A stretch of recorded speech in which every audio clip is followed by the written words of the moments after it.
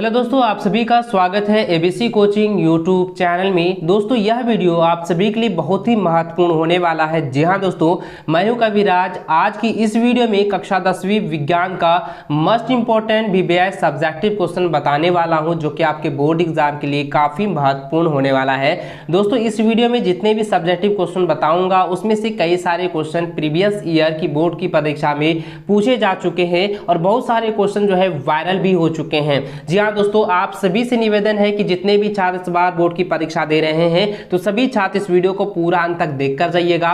दोस्तों इस वीडियो को देखने के बाद आप लोग 100% श्योर हो जाइए कि इससे जो है एक भी क्वेश्चन बाहर से नहीं पूछने वाला है। तो दोस्तों चलिए इसको देखते हैं और अच्छे से मैं आप लोगों को बताऊंगा। इन सभी क्वेश्चन को जो है आप लोग अच्छे से नोट कर लीजिए और बोर्ड की परीक्षा से पहले जो है आप लोगों को अच्छे से रिविजन कर लेना है। ठीक है, तो चलिए दोस्तों क्वेश्चन की ओर चलते हैं। देखिए दोस्तों, सबसे पहला क्वेश्चन आप हमारी स्क्रीन पर देख पा रहे हैं कि पहला क्वेश्चन है कि विद्युत धारा को परिभाषित करें, इसका एसआई मात्रक लिखें। यानी कि दोस्तों विद्युत धारा का परिभाषा आप लोगों को लिखना है, साथ ही इसका एसआई मात्रक क्या होता है यह भी आप लोगों को बताना है। ठीक है, अगला है कि प्रतिरोध क्या है, किसी चालक का प्रतिरोध किन कारकों पर निर्भर करता है। देखिए दोस्तों इसमें दो क्वेश्चन है, यानी कि ये सब 2 नंबरिया क्वेश्चन है। प्रतिरोध क्या होता है इसका पहले परिभाषा लिख देना है, उसके बाद आगे जो बताया गया है कि किसी चालक का प्रतिरोध जो है किन कारकों पर निर्भर करता है ये भी आपको बताना है। अगला क्वेश्चन है कि ओम का नियम से ताप को अचर रखा जाता है क्यों। यानी कि ओम के नियम का जो ताप है उसको अचर क्यों रखा जाता है इसके बारे में आपको बताना है।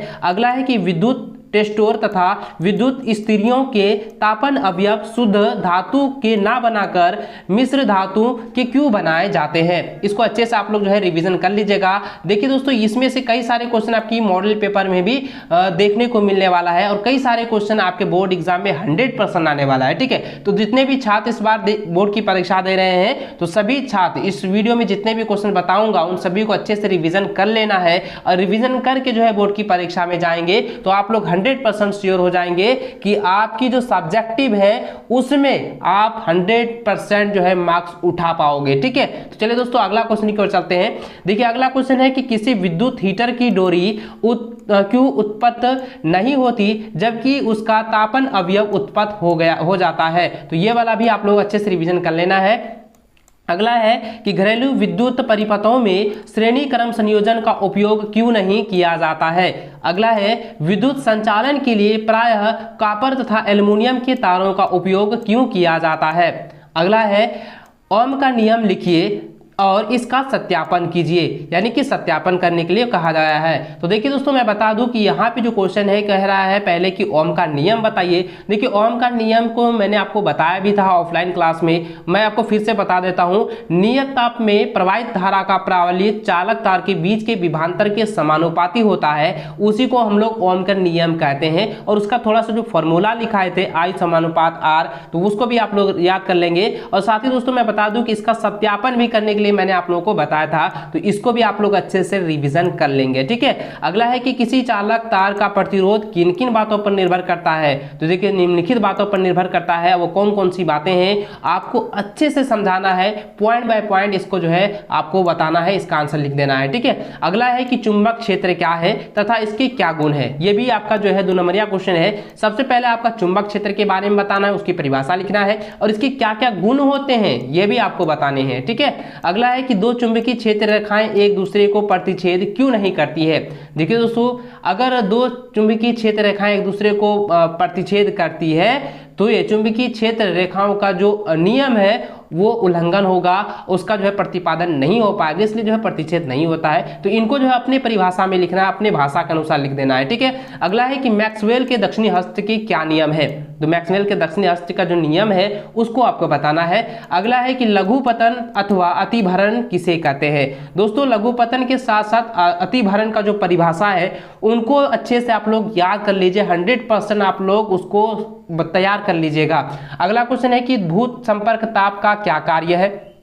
देखिए ये जो काफी वीवीआई क्वेश्चन मैं आपको बता रहा हूँ 14 नंबर जो है पूछा गया है कि भू संपर्क ताप का क्या कार्य है और इसी का अथवा में पूछा जा सकता है। अगर ये क्वेश्चन नहीं दिया जाए भू संपर्क ताप का क्या कार्य है, अगर ये क्वेश्चन नहीं देता है और उसके जगह पर ये क्वेश्चन दे दिया जाता है कि धातु के आवरण वाले विद्युत संधारित्रों को भू संपर्क की आवश्यकता क्यों होती है। तो ये वाला जो क्वेश्चन है दोनों का परिभाषा एक ही है, ठीक है, दोनों का आंसर एक ही होगा, तो आप लोगों को घबराएंगे नहीं, दोनों का आप लोगों को याद कर लेना, अच्छे से तैयार कर लेना है, ठीक है। अगला क्वेश्चन है कि विद्युत मोटर का सचित्र वर्णन करें। तो विद्युत मोटर का जो सचित्र वर्णन यानी कि उसका चित्र बनाते हुए उसको अच्छे से जो है उसकी क्रियाविधि, उसका क्रियाकलाप क्या है, क्रियाविधि क्या है, उसका जो है आकार कैसा है, क्या क्या उसमें होते हैं, उसके के बारे में संक्षेप रूप से आपको बताना है।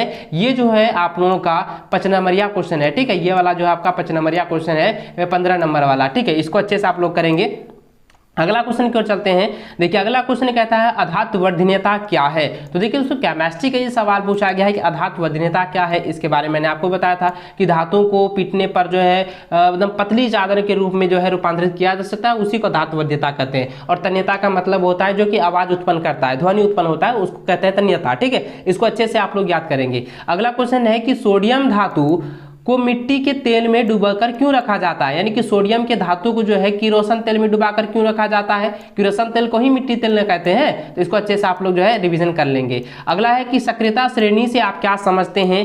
अगला है निस्तापन क्या है। साथ ही दोस्तों मैं बता दूं निस्तापन के बदले जो है आप लोगों को भर्जन के बारे में, ठीक है, भर्जन के बारे में जो मैंने आपको बताया था, भर्जन क्या है, भर्जन किसे कहते हैं, इसके बारे में आप लोगों को अच्छे से याद कर लेना है, ठीक है। चलिए अगला क्वेश्चन की ओर चलते हैं। अगला क्वेश्चन 20 नंबर है कि खनिज एवं अयस्क में अंतर स्पष्ट करें। खनिज और अयस्क में क्या अंतर है ये आपको बताना है।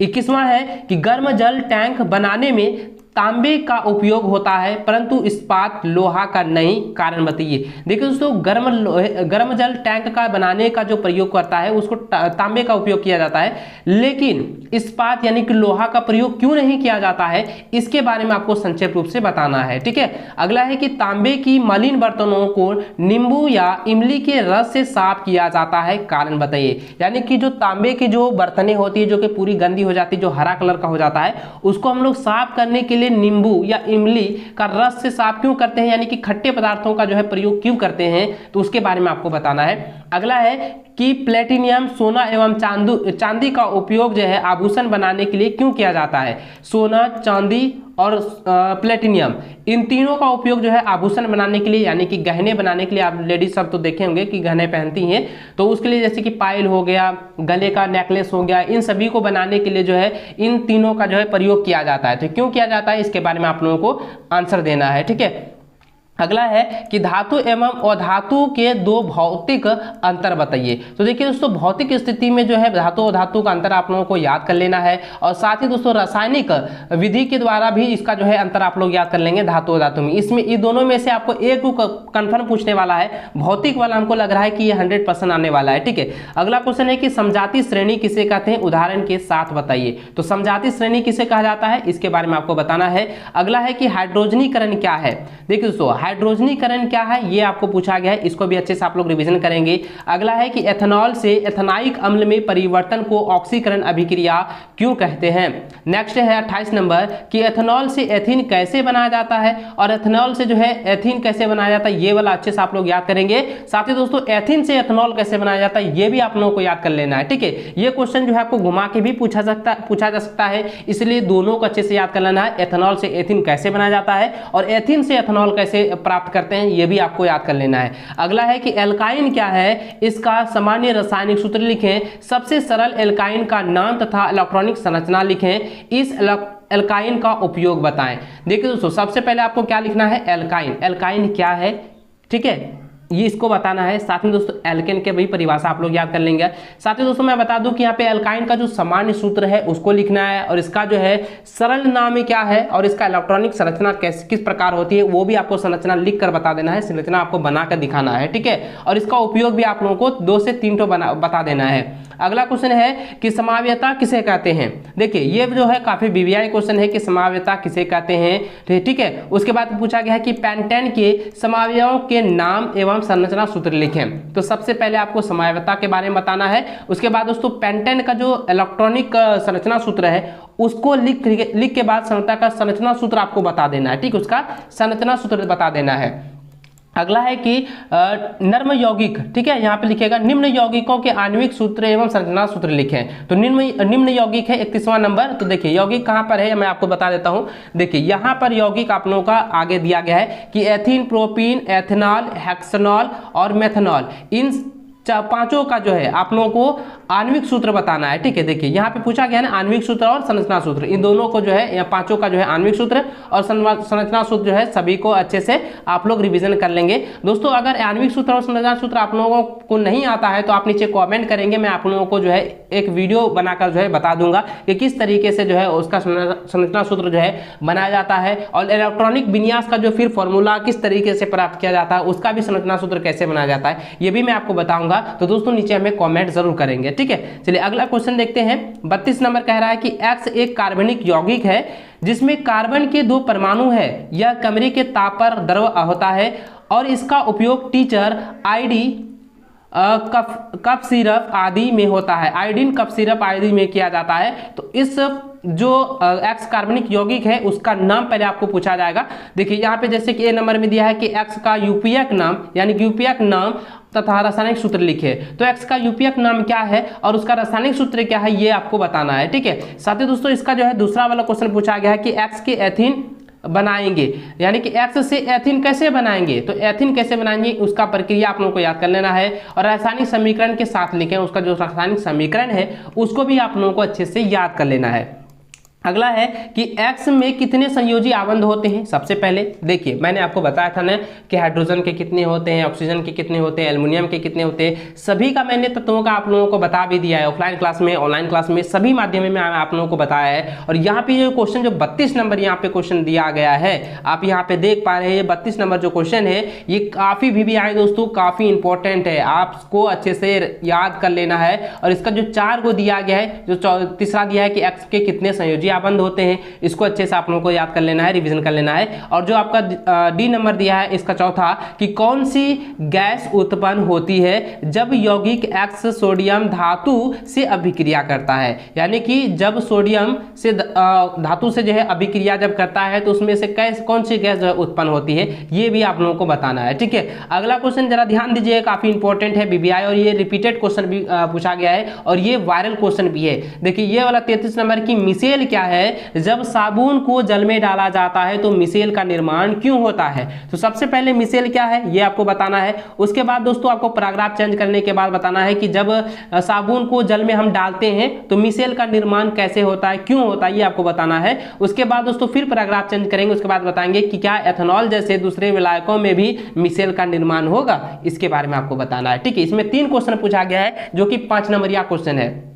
अगला क्वेश्चन की ओर चलते हैं। देखिए अगला क्वेश्चन पूछा गया है कि आनुवांशिकी की परिभाषा दें, ये 2 नंबरिया क्वेश्चन है। आनुवांशिका में मेंडल का क्या योगदान है। ठीक है, ये अगर आनुवांशिकी की परिभाषा दे सिर्फ इतना सब पूछा जाता है तो सिर्फ आपको 2 नंबर इसमें मिलेगा। और ये पूरा सवाल आनुवंशिकता में मेंडल का क्या योगदान रहा है इतना बड़ा पूछा जाएगा तो आपको 3 नंबर मिलेगा। ठीक है, तो आपको अच्छे से इसको रिवीजन कर लेना है। अगला क्वेश्चन है कि मेंडल के प्रयोगों द्वारा कैसे पता चला कि लक्षण प्रभावी अथवा अप्रभावी होते हैं। और दोस्तों मैं आपको बता दूं कि ऑब्जेक्टिव में एक शब्द में आपको 2 नंबरिया में पूछा सकता है कि मेंडल ने सबसे पहले प्रयोग के लिए जो है कौन से पौधे का जो है उपयोग में लाया। ठीक है, किसका जो है चयन किया, तो आप लोगों को पता है मटर के पौधों का, तो उसको भी अच्छे से रिवीजन कर लेना है। इस देखिए ये 35 नंबर क्वेश्चन काफी VVI है। अगला क्वेश्चन है कि लिंग निर्धारण किसे कहते हैं, मानव में बच्चों का लिंग निर्धारण कैसे होता है। दोस्तों आप लोग तो जानते ही हैं कि मादा और नर तथा मादा के युग्मनज से जो है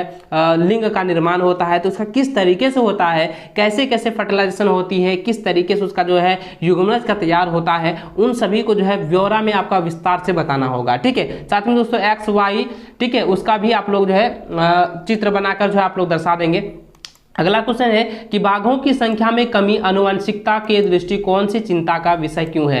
देखिए दोस्तों बाघों की जो है लगातार कमी हो रही है, इसको लेकर जो है आनुवंशिकता में जो है इसकी चिंता का विषय क्यों बन रही है, इसके बारे में आपको बताना है।